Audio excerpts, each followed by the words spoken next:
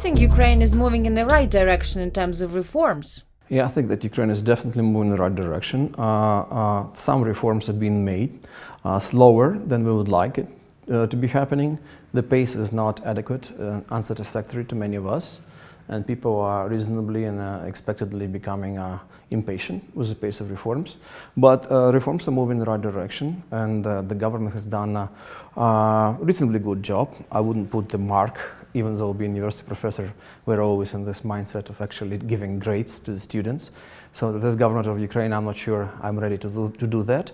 But the progress is here, and it's obvious, and it's just indeed a movement in the right direction. What are the main obstacles to reforms in Ukraine?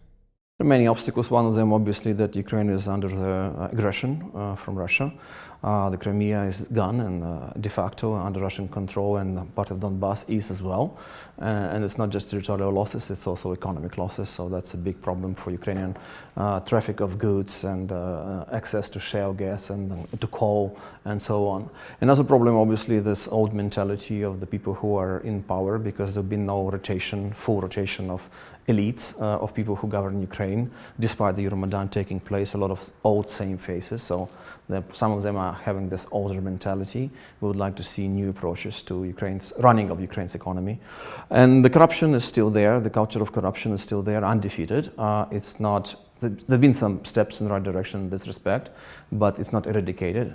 It's still prevailing on many levels of governance in Ukraine. So I would say that the Russian aggression and corruption and lack of newer, fresher ideas to governing the country are the main problems.